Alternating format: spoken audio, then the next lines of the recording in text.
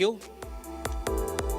I think you tried really hard to get some claps, but we are still missing. You know, lunch के बाद वाला session वैसे भी risky होता है. So, are we here? I mean, just to get launched, we need at least 2, 3, 4, 5, 6 claps. Can we have? Oh, thank you so much. We have some really, amazing audience. So thank you so much for being here and for this amazing session, which is about skilling, reskilling, digital literacy, which is obviously the talk of the town. And we have some amazing guests with us. And we will, one second. So, just to set the context, I'm just trying to know, we all are learning about AI, lot of hearing buzz around AI. इसमें कभी कोई ऐसा भी है जो अभी AI का इस्तेमाल नहीं कर रहा है? बड़ा आसान सा सवाल है. कितने लोग कर रहे हैं? अच्छा, कमाल की बात है कि दोनों में बहुत सारे हाथ नहीं उठे हैं. तो जो लोग नहीं कर रहे हैं, जो लोग कर रहे हैं, उसके बीच में जो लोग बचे वो कौन लोग हैं? Thank you so much. अच्छा, we have got some light here on our face, so मुझे लग रहा है कि थोड़ा सा मुझे टाइम लग रहा है आप लोगों तक देखने में. So we have some amazing speakers with us. I'll just try to have some justification with introduction. और मुझे लगता है ये हमेशा बहुत रिस्की चीज़ होती है किसी को इंट्रोड्यूस करना, बिकॉज मुझे लगता है कि जितना बेहतर आप अपने बारे में बता पाते हैं कोई दूसरा नहीं बता पाता है. So we have Ms. Priyanka Moza. Priyanka is India's country's director for G100, Mission Million, part of the Women Economic Forum. She is more into digital inclusion, lifelong learning and empowerment. And community adequacy is something that she is passionate about. So Priyanka, welcome to the this amazing program. Next we have Mr. Tarun Anand, India's first AI University's Vice Chancellor, founder. And it's really glad to see something happening around the AI on the university's level. And I got to know that is world's third AI university, sir. You are coming from with a lot of corporate experience also. I was going through your LinkedIn profile yesterday. I saw the Standard Chartered Bank. When you were there in Stancy, I was doing the customer audit survey in front of the ATM. So I remember बाहर Gallup के साथ it used to happen. So बहुत सारी यादें हैं स्टैंसी के ATMs के बाहर और ATMs के banks के बाहर. And we have Mr. Deepak Agrawal, the CTO, SpeakX. And so, are we all set? Can we have some noise here? मैं बता दूं एक सीक्रेट है, आप लोगों को मौका मिलेगा सवाल पूछने का. Ready? Perfect. So, I'll start with Mr. Anand. The question, Mr. Anand, with you, the way AI is changing the world, the education ecosystem is changing fast, but the curriculum, the speed of the curriculum is obviously not matching. I come from a rural background. I come from Ghazipur, Banaras, Uttar Pradesh. I represent the rural youth, rural Bharat. And the speed which is there in the rural speed, rural thing, or the way the AI is demanding the shift, how you see कि जिस तरीके से curriculum की speed है universities में बदलने की और जिस तरह से AI पुश कर रहा है बदलने के लिए, where are we seeing the Indian education, especially the employability side on the AI? Thank you very much for having me here. So, industry, as you said, is growing at a fast pace. I want to just, although I am an educationalist today, I had spent 20 years in industry. So I have had the privilege of working for 3 global organizations. So that actually got us to this point where we said, AI could be the future way back in 2018. So we're talking of 8 years, 9 years back, where we decided to set up an AI university in India. So the first thing we said was the curriculum, the question, right?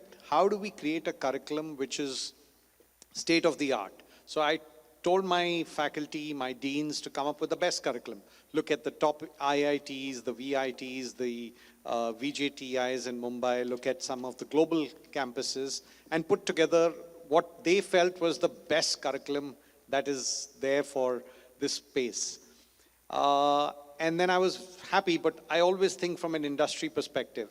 Having had the opportunity to recruit students from various top universities in the world, where I was in New York, I recruited from Columbia University, I recruited from the IIMs. So I knew what the industry wanted. So I said, let's put this curriculum in front of industry. I went to a top 5 consulting firm called LTI Mindtree. They come after TCS and Infosys and Wipro. And I went to this chief operating officer and I said, can you help me with the curriculum? And he was like, no, we don't do this stuff. We run a $10 billion consulting enterprise. What are we going to tell you about curriculum? So we don't do it. I again went back to him, pestered him, got some influence. I said, okay, can you just share it with your academy, Right. which trains young graduates? Very not so happily, he sent it to the academy. Within 24 hours, the academy said, no, we're not doing this. I was very shocked. I'm like, what's wrong? Can't you help education and industry, to come together? I said, why? What's the problem? And they said, you know what? We've looked at curriculums. We've done it for 11 universities. Every time we put in a lot of effort to put together a curriculum, the university throws it back to us, cherry picks 1 or 2 courses and says, no, we can't do this because of some UGC regulation or so on. And I was like, this is bizarre. Like, why would we not want to have what industry says? So many universities. So I said, no, I gave it on a written, literally, not, you don't require that in the corporate world, but close to an affidavit saying, I will follow 100% of the curriculum that industry tells us to. So they came back, our deans and faculty were sitting and they presented the new curriculum. The curriculum which my team came out, and I kid you not, 50% of that was thrown in the dustbin by industry. Wow. And this was supposed to be the best curriculum, so-called best curriculum, and they threw it in the dustbin, and then they said, no, follow this. I said, yes, I will honor my commitment. So we followed it. He said, now I'll tell you 2 benefits of following this curriculum. One, when we hire 3,000, 5,000 engineers from all the colleges in India, we put them through a 6-month training to get us back to where we want them to be.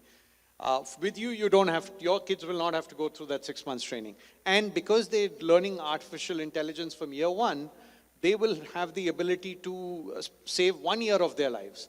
I was like, this is a bonus. So industry is willing to help.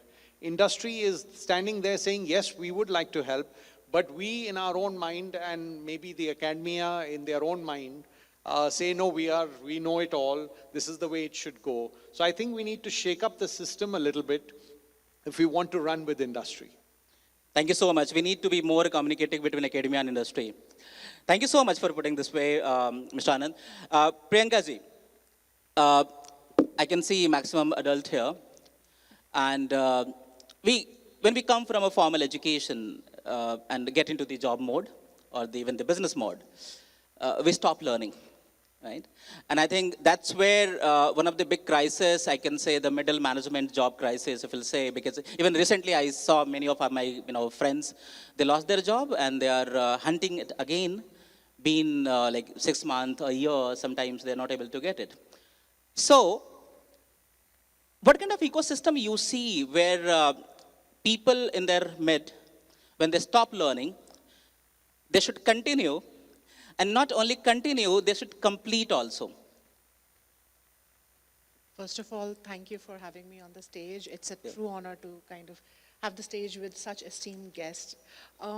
Your question, it's very close to my heart because I have a corporate experience myself, so I know the pain points of people in the middle management and above to inculcate a curriculum which is latest, new, and then also push the people who are working in the ecosystem to do it. It's not, so in the interest of time, I'll keep it very succinct because there's so much to talk about. And at G100, we are trying to develop some kind of thinking and policy build-up around it. And like my co-panelists say, we have to push back to the corporate, leadership and ask them to kind of, step up, as they say. One thing is, people don't stop learning because they don't think it's important. In my experience, what I have understood, they are under so much of pressure of every day doing their job. And then there is, even if they do it, it's more like, okay, do it because it's nice to do. Or they think, okay, if I complete, say, a certain course, I can add it to my resume. And Hands post, up. post it on LinkedIn. Yeah, posting on LinkedIn is the go-to thing. And hands-on, I mean, I would like some hands-on if this thought didn't cross your mind. It does, right? The problem is with the company ecosystem at the present and the policy they have. What they do is they invite people from outside, which is great. We need to invest in lifelong learning because there's no other way to grow. But there are two paths to it. One is they introduce it and then they say, okay, do it. They push it, they push the communication. But there's no outcome to it that they refer to. What we are trying to do is we're trying to make sure that organizations, and we are having conversation with Microsoft and Google, is to not just introduce new curriculums or new ways of learning, but also add that to the points of performances. Like we mostly have 5-point performances every quarter, every, semi-annually or annually. It's all about how much tasks you executed. But if you learn something, it's like, okay, you learned it, that's all right. But there should be at least 1 or 1.5-point system dedicated to what you learned, how you executed that in your everyday task. That's one way to push the employees or the people, tomorrow's workforce, into doing new things. For example, there is an AI activator course in our organization, which is Cvent, in handshake with G100. What we have done is every 6 months, we ask project reports from people and ask, if you have done this course, how did you apply it?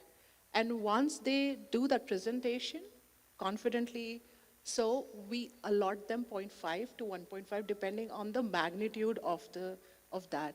So I think that is something in terms of the framework that is needed for an organization to ensure that when they're investing into lifelong learning or any kind of learning, any courses, they make sure that the framework supports the outcome as well. Otherwise, it's again adding to the CV, but how did you apply it? So I think that's one of the main points. If you inculcate that, I don't think people will stop learning at all.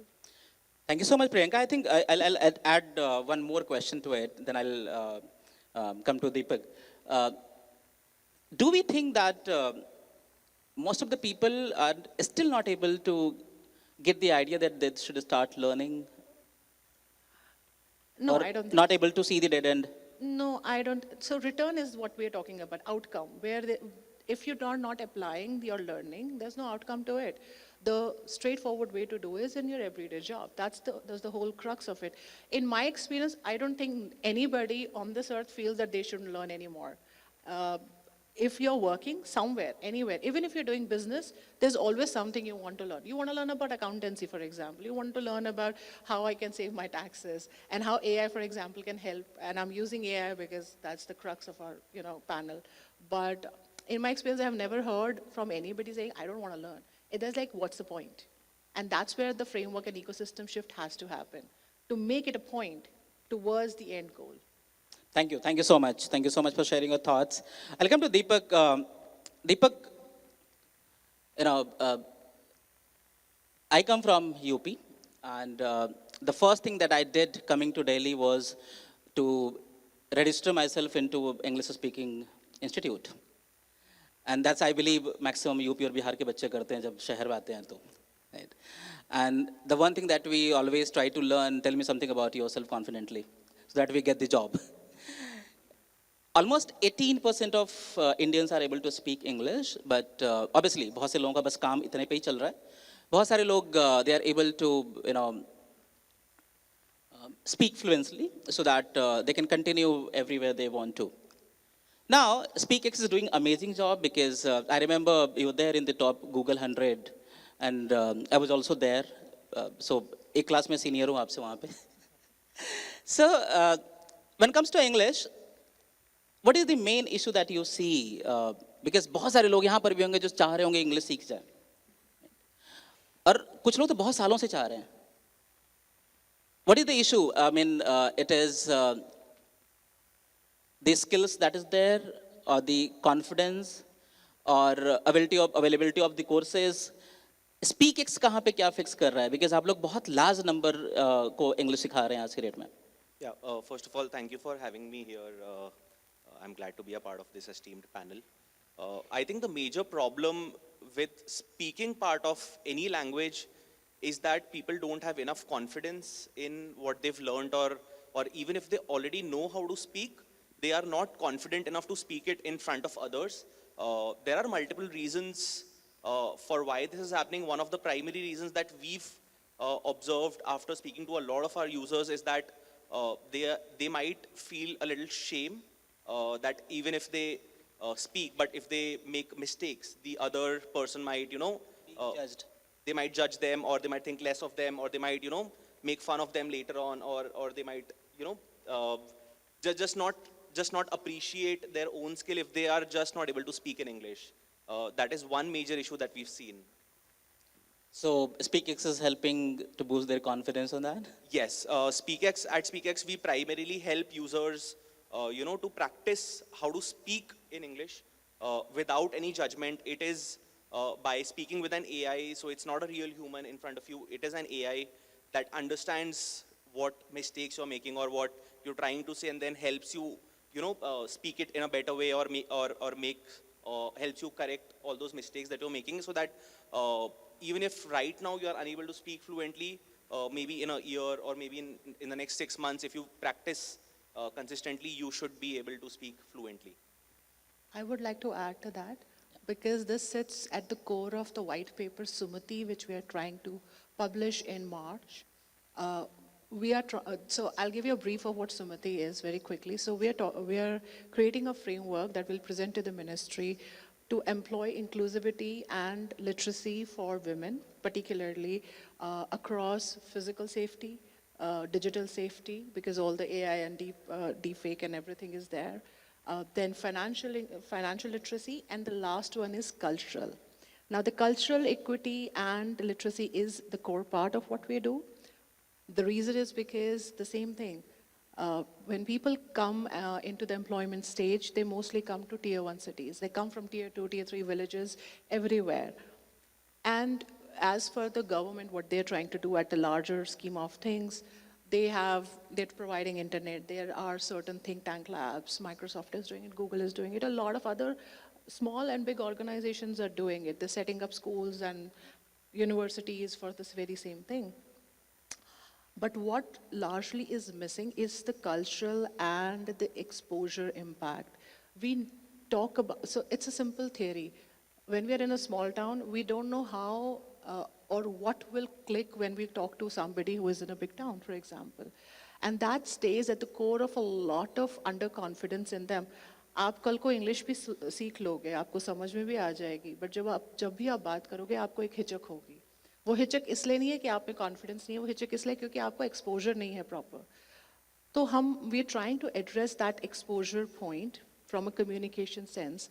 That's why we're also trying to initiate a voice reset course through G100. And we are already talking to a lot of bigger organizations for this. It's not just about tier 2 cities, it's also about tier 1.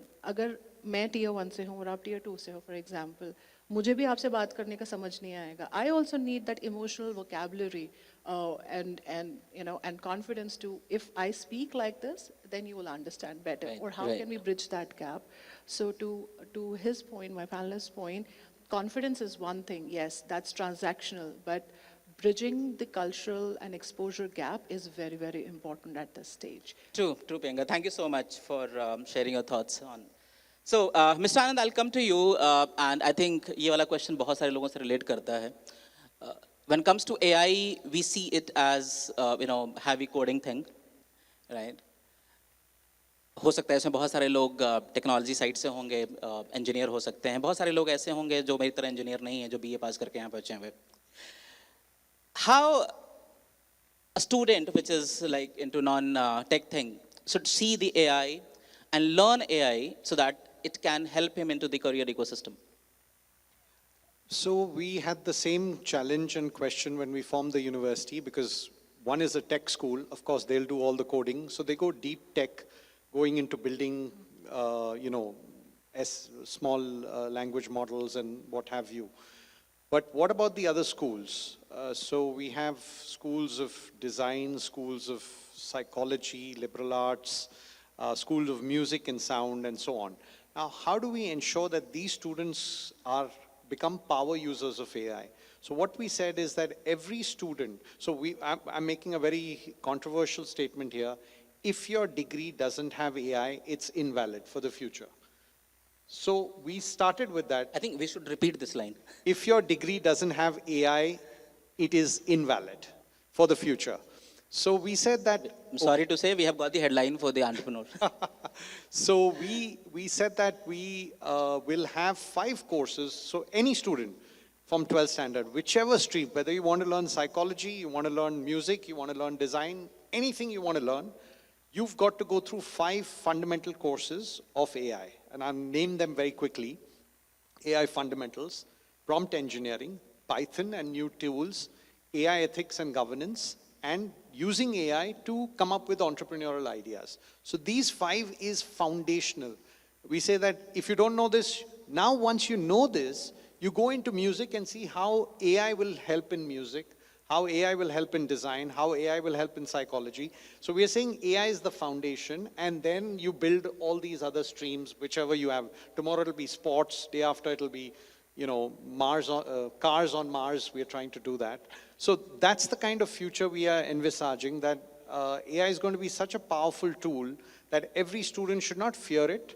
It's a tiger. Let's ride the tiger. Let's not get eaten up, as there is a lot of fear mongering going on as well. And thank you so much. I think आपने curriculum बता दिया, बहुत सारे लोगों को help मिल जाएगी curriculum design करने में अपना.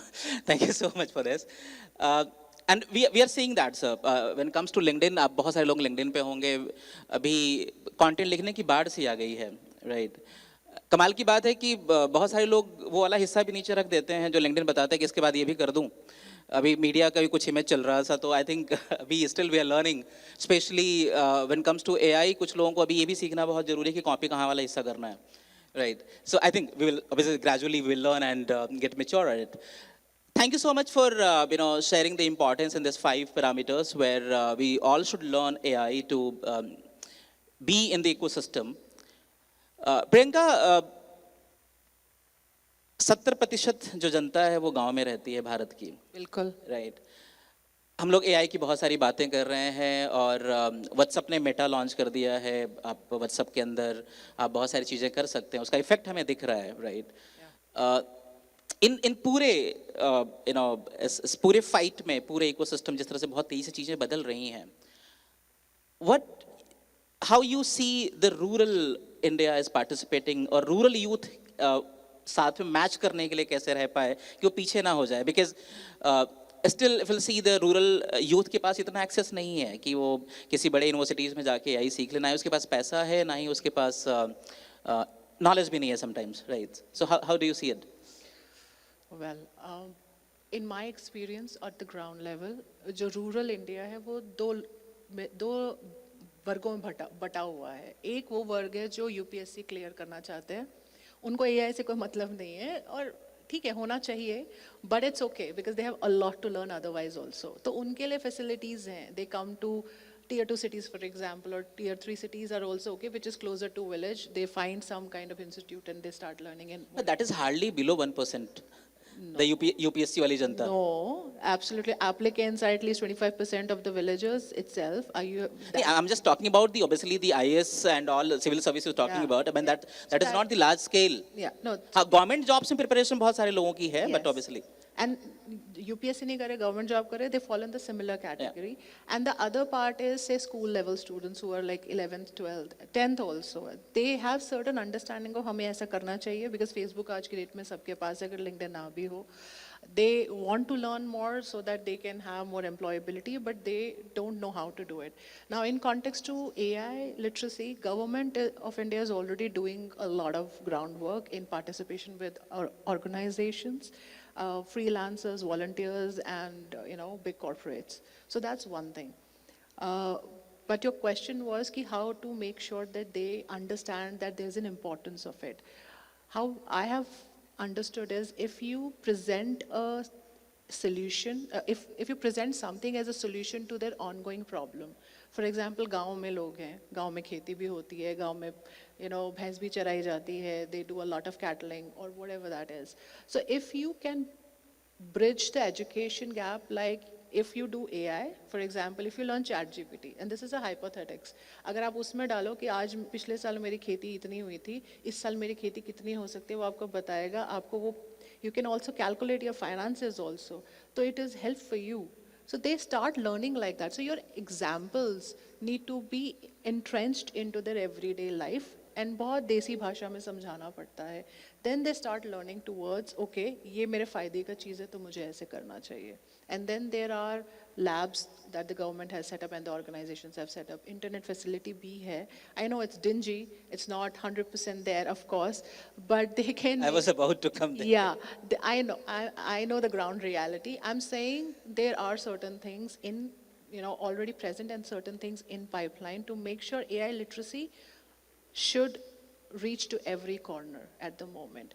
But the point is, हम बहुत ग्रास रूट पे जा रहे हैं, उनको शायद समझ में भी नहीं आएगा, बट उससे ऊपर अगर आप टियर 2 सिटी में भी आ जाते हो, अगर मैं यहाँ से मान लीजिए मैं कुरुक्षेत्र जाती हूँ, that's a tier 2 city, Sonipat जा रही हूँ, पानीपत जा रही हूँ, कितने लोग हैं जो डिजिटल लिटरेसी और स्पेशली एआई लिटरेसी को सीरियसली लेते हैं, they think that it's good to have. Even for them, giving an example और bridging the education gap between what their daily life is all about with how it is useful to them is the key to it. I hope that answers your question. And thank you, Priyanka. I remember Can 6 I months just back. add one point? So I was sitting with the superintendent of police, and she said that all the villagers in the most rural parts of Maharashtra, they're using their mobile phones only for videos and some element of Content chat, consumption, yeah. WhatsApp. So she tasked us that why don't you create a curriculum of how these villagers can use AI? So we literally have created a curriculum for the villagers to use AI, and then we moved one step further and said, how can we take 200 million people out of the poverty net using AI? That was the challenge we gave to our students. And we came up with a patented idea, which we've patented, and we've been invited to the PMO to present how we can match the needs, because normally what happens, a BDO officer has 40 villages. He doesn't know any information of what the 40 villages need, or, but the government has so many services. So how do we match that? And that's how we're doing it. I think it's amazing to know this is happening. Thank you so much, sir. The next question, Deepak, I would come to you, but before I come to you, I want to ask to the audience, कितने लोगों ने कभी ना कभी कोई ना कोई course किसी एडटेक प्लेटफॉर्म से खरीदा है, लाइक उडेमी, एनीथिंग, कोई ऐसा? केवल 3, 4, 5, 6 लोगों ने खरीदा है, ओके? और कितने लोगों ने कंप्लीट कर लिया है? Okay, so Deepak, we both come from the similar business, the education, edtech and all. We see enrollments in edtech and thanks to lockdown, right? I think ये edtech के सबसे अच्छे दिन थे वो सारे lockdown से निकल के आए थे. And I always see this कि lockdown में we were the darling of the investors. The moment lockdown gone, we were the villain of the investors also. How do you see, because आपके पास बहुत सारे ऐसे users हैं जो enrollments हो रही हैं आपके पास, completion rate is still a challenge with the edtech. दोनों तरीके से, user के side से भी और from the CTO side also. How do you see this as a challenge and how you're fixing it? So what we have seen is that learning is always difficult. In today's times, when a user has Instagram or let's say YouTube Shorts on their phone, they will not really want to learn, especially how to speak a language. जिनको सीखना होता है, वो उनको ना medium की जरूरत नहीं होती. They figure out ways to learn and then they learn and then progress. So what we have come to understand is that it is important to make your content engaging, to make your application engaging, so that people come to visit your app because it is engaging, and as a result of them coming back, they will learn. It is very difficult to solve a problem that the user, we get the user to learn and then we engage them on the platform. It has to be reverse, is what we've learned. As far as completion is concerned, it is an established number that MOOCs and online courses have a completion rate of around 3 to 10%. Yeah. So of course, it is a very daunting task. We have tried to solve it by, introducing gamification in our app so that, it builds a fun habit, element in our app so that users keep coming back and spend as much time as possible. And then our content then takes up the challenge that if they're spending time, that time is spent productively and they actually learn something. It's Amazing. actually a reverse problem. So a lot of gamification is happening. Yes. Yeah, thank I'd you. like to build on what he said. 30 seconds, because we have, I think, another 15 to 20 minutes to go. Yeah. Sure. So just 30 seconds. For example, आज की date में सब K-drama सीख के Korean भी सीख रहे हैं, right? And they complete all the 16 episodes in just one run. That's where even G100 is getting some ideas of how to make, videos out of things to make sure that whatever messages we are giving is kind of, clicking with the audience, because they need like 30-second video, like you said, and that's how it is. So just building upon what he said, short content makes the course. Yeah, attention complete. span is very. If you need to complete the course, it has to be the shortest. Yeah, that is actually very true. I think a lot of people would agree to the fact that we've actually started understanding different accents of English by watching different movies. That is one major aspect that whenever fun is involved, you put more focus and then you definitely learn something, because we are wired to understand and spend more time if it means that we are having fun. Yeah, great. Thank you so much. Anand sir, today, I mean, if you look at the today ecosystem of corporates, they are not just looking for the degrees, they are looking for the proof of skills. How the education system, or I would say your university is fixing this, that graduates are able to show the proof of skills before they are graduating or getting into the interview room? So, this is what we said way back in 2009, where we said that knowledge, skills, and attitude is why you're hired. Companies were telling us way back in 2010 that knowledge is now not that critical, because my knowledge of my industry is very unique. So don't worry about knowledge, focus on skills. So we said, how do we devolve skills to our learners? And we said, okay, what does Harvard do? Harvard Business School. Harvard Business School is very, very famous for its case study method of learning. So we said, okay, case study method, first we did research, that's not what we want to do. We said that's the bottom of the pyramid. Now let's innovate to come up with a method which will allow students to learn skills. So for example, we said case study method is not experiential. The only way to learn is by doing. And we went back to our childhood and we said, how did we learn to ride a cycle? Did we read a book? No, we got onto the cycle, fell a few times, and learned it. Now it's a skill which stays in our bloodstream. So we said, if we have to pick that as the way of learning, then how do I teach, let's say, finance, for example? So we created a trading room, global cross-asset trading room, gave all our students $10 million notional capital. They have to invest it in bond markets, stock markets, commodity currency markets in 130 countries around the world. They can spread it across 5 continents. Now what happens is, you put in the money, you don't know too much, your markets are going up and down. You make a loss of $50,000 2 weeks later because you've put in some serious money. And then the beauty of education kicks in. Why? Why did I lose 50,000? So the curious mind will then investigate, and it'll go down and say, oh, I lost money because the bond markets crashed. Why did they crash? Because inflation was up. Why did inflation go up? Because interest rates were going up. Why did that happen? Because there was quantitative easing in that country because of COVID. Now this learning is gone into their bloodstream. They will never forget it because it happened to them, right? So like the cycle, they will remember it for the rest of their life. We took the same example and planted it in a textbook for an exam, and nobody could remember it after 2 weeks. So when you go through it, therefore we believe that the only way to learn is through experiential learning. Now, are we missing big time when it comes to experiential learning in Indian ecosystem? Are we, I mean, education system in our... Yes, because the traditional model of this sage on stage, guru gyan, one way is gone. That's history. I'm giving a warning bell to teachers. If you're going to do that, you're going to be out of a job.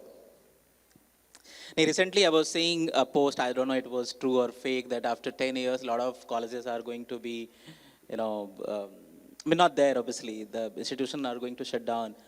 No, I don't think so. I think the education institution is a beautiful, it's like a potpourri of people from different cultures coming together from different fields, different faculties, and solving problems. And that's the fun which you can co-create in a non-risk environment for the students. That's building their confidence, giving them the skills. And so like you have a skills, like back to the question, like you have an academic scorecard, we give every student comes out with a skills scorecard. And now companies are saying, throw the academic scorecard. I don't want to hear. I want to look at the skills scorecard and I'm going to hire on the basis of that. Thank you. I think that's the good idea. Thank you. Priyanka, I'm coming to you.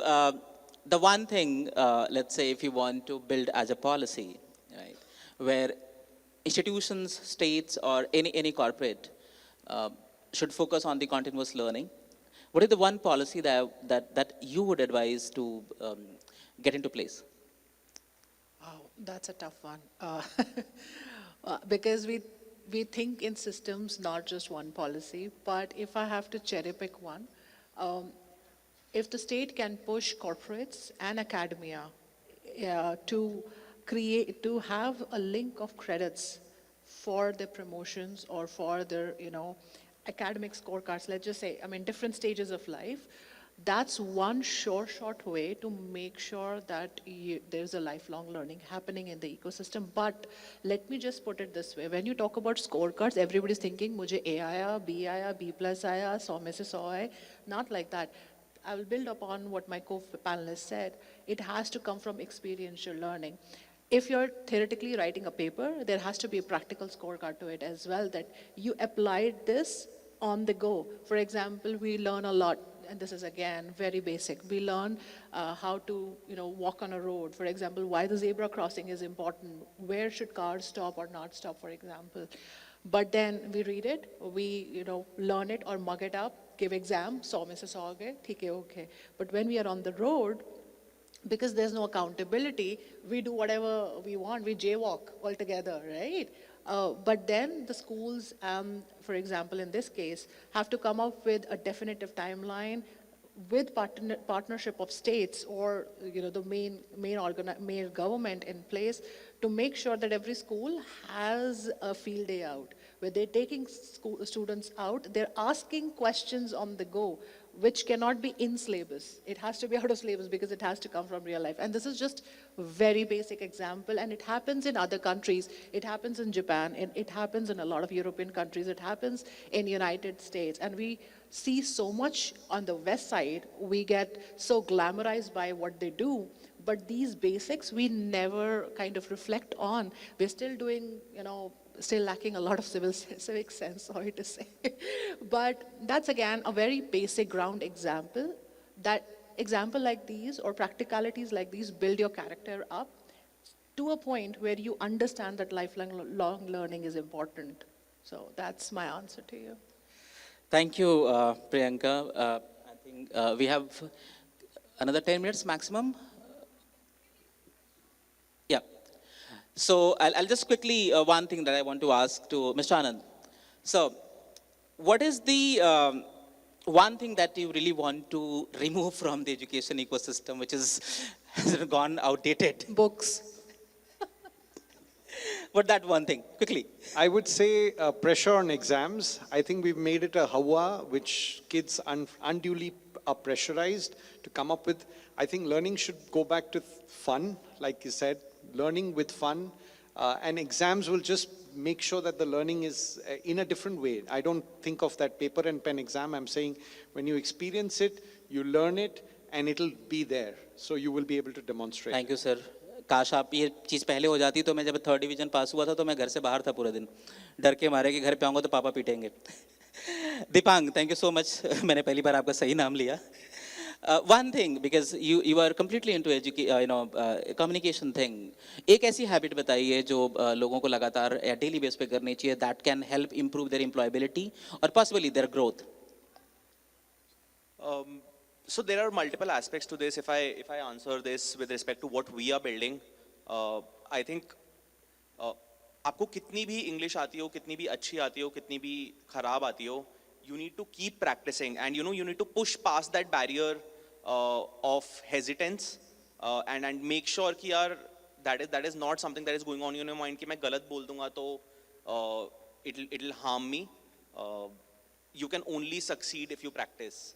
The saying that practice makes perfect is very, very true in almost all aspects of life, especially in language learning. All of us have learned languages, may it be English or your mother tongue or any third language, by continuously speaking it with our peers, with friends, with colleagues, with family, and so on. So keep practicing until you become the Shashi Tharoor. Yeah, yeah. Thank you. So I'm open to take the question from the respected. Yeah, please. Yes, ma'am. She was waiting for the questions to open. Yeah. Since we started. Yes. Hello. Yeah, sir, I'm Reena Tyagi, Reena Prakash Tyagi, representing Blast Learning. It's one of the AI platforms that we are launching in India very soon for school-going children. Sir, as we all know that you are the pioneer and the founder of Universal AI University.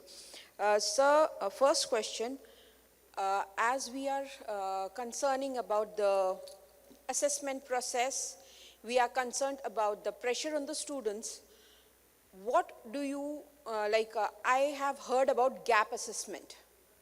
I'm not very aware of it, what exactly it is, but could you please throw some light on what is gap assessment and how is it going to help the children to get assessed and know where they stand for?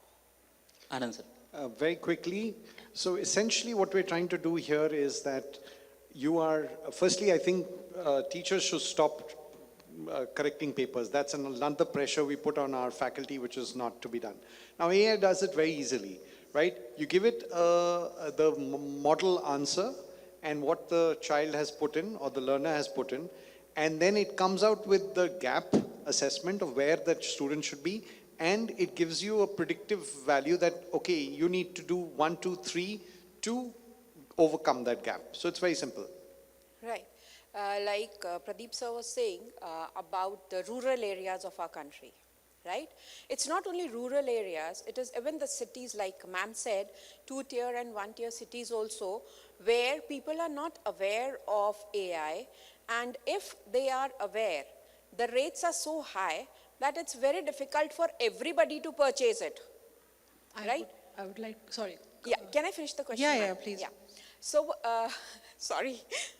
The thing is, is it possible anyhow for us to send AI generated softwares anywhere and everywhere in the country so that even the kids or the dropouts from school who could not pursue their education further because of financial constraints can go back to learning through AI? Okay, so I just wanted to quickly correct you. It's not that they don't know what AI is, because They are not able everybody, to access it. everybody has Facebook. They know what's happening in the world at the moment. What you're alluding to, if I can, conclude to it, is they don't know what's the usability of AI in their Exactly. professional or career or otherwise. The right usability of AI, rather. That's what you're referring to. I think Yes. what we largely miss at the moment, and we're trying to build it as a cohesive framework throughout the India. We're trying, it's still in the pipeline, to be frank with us. It's a mammoth task, is to create awareness for especially tier 2, tier 3 cities. We're not going into village level at the moment because it's another parameter that we have to focus on. But for sure, tier 1 and tier 2 or tier 3 cities need awareness that has to be entrenched into their everyday life and storytelling. So we are coming up with a lot of short stories around their life to make sure they understand how AI can kind of elevate them. That's one way we are doing it. I'm sure there are a lot of other ways to tackle it. And then there is handshake with universities, like SIR's universities there, and the programs that you're coming with. We need ground force. It cannot be just dealt in a room. We cannot just pass a policy or a framework and just get it Exactly. done. We need people. Without awareness, no matter if you give it to them for free, they might enroll also, but they will never utilize it. So it defeats the purpose altogether.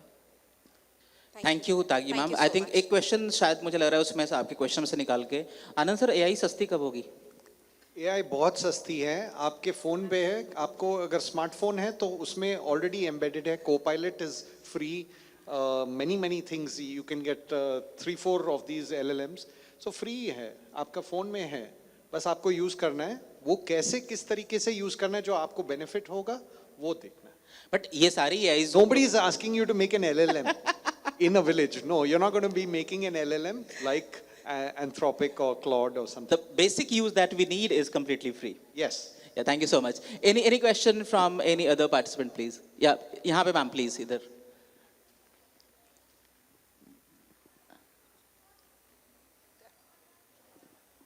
Good afternoon, everyone. Myself, Mohit Jain, author, writer, skill developer, Mohit Jain. As like our PM, Honorable PM Modi sir, want to develop skill development in schools. Why we are not developing skill development in school? As like China, Japan, and other developing countries develop their programming in the school as like electronic development, as like any other field development, management system, and chef जो भी related programmes हैं वो सब school के time में बच्चों को क्यों नहीं डेवलप करा जा सकता है जैसे बाहर की कंट्रीज के अंदर डेवलपमेंट चल रही है I love this question. We are fighting on this. Again, the same thing, sir. Framework problem है. हम अभी भी वही जो सब बोल रहे हैं. Books पे इतना focus करते हैं, exam पे इतना focus करते हैं. China, Japan, and a part of US also have already adopted to the fact that we need to first become self-sufficient. इसीलिए पहले 5 साल जो critical होते हैं हर बच्चे के लिए कोई बुक्स नहीं होती कोई एग्जाम्स नहीं होते the only thing they do is जो भी आपको अपनी लाइफ में ज़रूरी है खाना बनाना कारपेंट्री रोप बनाना पानी निकालना हाइकिंग पे जाना जंगल में तो कैसे खाना बनाएंगे whatever all the life saving skills are being taught and we are still unfortunately so fascinated by a colonial mindset that we are still following the same book system. वही fight है, वही change करना है. Once that changes, then everything falls into place. वो basic को change करने के ही conversations है, even with the PMO, even with every state government. All we want is one state to sign up on changes. And so we are having a conversation with CBSC. Right now, yes, there are a lot of practical exams that happen for each subject as well, but they are not realistic enough. So we want to change that. But it's a mammoth task. It's a long fight. We are not going to get there sooner. However, I think if more and more people are inclined towards, no books, no exams, but more life learning, activities in the initial time, I think we will win halfway there. I think that's where the NEP is also playing a role and the government has started. It will take some time, Jain Saab. I know. I have certain views, point and ideas when we develop our student for the developing skills. When जैसे हम अपने body Quickly, parts 30 seconds because हम लोग already I think time जितना हम लोग को मिला था हम लोग ले Okay, चुके हैं okay. please. और I think आपके बगल में 2 और लोग हैं जो question पूछना चाहते हैं. I think we can discuss it जब हम लोग नीचे आएंगे please panelists से बात कर सकते हैं respectively. We are famous. Thank you. ठीक Thank है? you so बहुत much. सारे Yeah. questions हैं हमारे पास अभी. Yes, yes. We have 3 minutes in total. Thank you so much. Hi, namaste everybody. So first of all, sir, I have a question for all of you, and it has some subset of questions as well. So, I mean, we all are talking about NEP. NEP has brought in outcome-based learning. We want to focus on outcome-based learning. My name is Satyam, and I am representing DefRank, which is a skill-based ranking and employability platform. So my question is, NEP is definitely talking about outcome-based learning, right? But see, we are in India, howsoever, there are a lot of skilled people in India, in tier 1, tier 2, tier 3, in all of the tiers there are talented people. Howsoever, many of those population is jobless. Only about 40% of the graduate get jobs, right? And most of them, they don't get job because they don't know English, and English is a global language. I understand it's important. But when you go to countries like Japan, right, they are not deprived of jobs because they don't know English, right? So why is NEP not focusing on that? Or maybe how are your companies or your university is focusing on maybe enabling something, maybe enabling jobs for the people who are good, who are skilled, but don't know English, or maybe are trying to learn English? I would love to answer. I think before it's English, it's employability skills. We at Skilling You, we work for rural India. We're serving more than 5 lakh students. I'll give you the recent example we did in Ghaziabad. We screened more than 4,000 students on entrepreneurship, and we selected top 100 where 60% are girls. We are training them for next 3 months on the entrepreneurship skills. Idea is not to make them capable to start something startup and all. Because when it comes to, I think Anand sir आप इससे relate करेंगे कि corporates को केवल entrepreneurs business में नहीं चाहिए. Even if you're working for a company as an employee, you need that entrepreneurship skills. So अगर आपके पास वो language नहीं है, because I remember when I started my career मुझे English नहीं आती थी. और इतना ही सीखा था, tell me something about yourself, जितना बोल सकें. और वो भी 30 सेकंड के बाद इंग्लिश खत्म हो जाती थी अपनी. I remember 5-6 इंटरव्यूज जो मिस हो गया था मुझसे. So English is not the only thing that is stopping you to get into the job mode. It's more of the willingness, the attitude, the employability things. Because rural की आप बात कर रहे थे, बहुत सारे लोगों को वो चीज़ें आती हैं. मतलब हम लोगों ने बहुत मन से याद किया था कि हड़प्पा मोहनजोदड़ो की खुदाई कब हुई थी, बट उसका कोई इस्तेमाल नहीं था हमारे कॉर्पोरेट में, right? So idea is to make them capable to get into the corporate shoes, something जो उनको चाहिए. और मेरे ख्याल से वहाँ पर सबसे पहली जो चीज़ चाहिए आपको, एडेप्टेबिलिटी चाहिए, पैशन चाहिए कि आप वो जॉब कर सकें, राइट? आपको सीखने के अंदर, बिकॉज कि कोई भी ऐसा कॉर्पोरेट नहीं है जो ट्रेन नहीं करता हो हायरिंग के बाद. बट वहाँ पर भी अगर आप देखेंगे तो even banking, if you see 60% are attrition rate are there. It's not about कि they don't train people, right? I have been into banking for 10 years, but they train extensively. But उसके बाद सारा जो खेला जाता है एटीट्यूड पे आ जाता है. तो मुझे लग रहा है कि वहाँ पर हमें काम करने की बहुत ज़रूरत है. इंग्लिश तो ऑब्वियसली ये लोग सिखा ही रहे हैं और हम लोग भी सिखा ही रहे हैं. I think there's one other point to it. Learning English is important because it's also a probability game. You mentioned Japan, but how many jobs does Japan offer versus how many jobs does English-speaking countries in the world offer? So Japan is obviously a great example for Indians to go and work there, or maybe get employed there. But I think English is still very, very prevalent in our country and in a lot of other countries when it comes to being employable or having opportunities. असली businessman वही है जो business में आँच ना आने दे. All right. I see a lot of raise of hands, and we'll have to conclude the session. But I'm certain our panelists are going to be. Yeah, there is one more. If you can make it very, very crisp.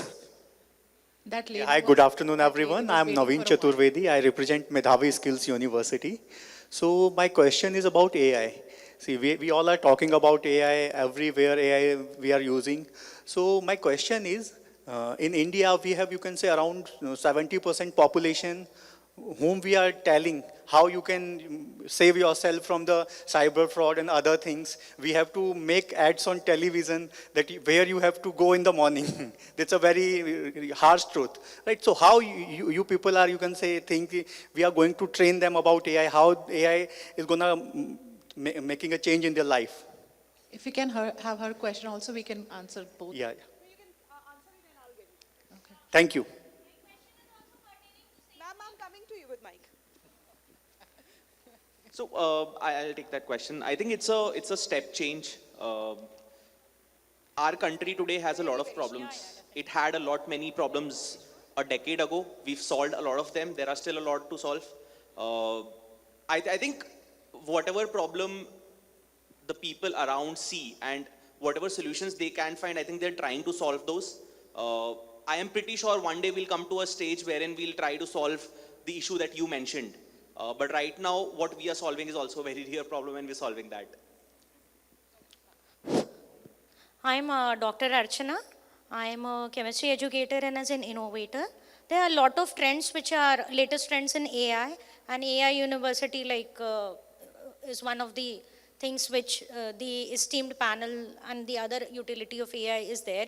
I would like to ask one simple question, that with all these latest trends, what is it the perspective or application we have for AI for the very basic real problem about what are we doing in terms of the air we breathe and the AQI.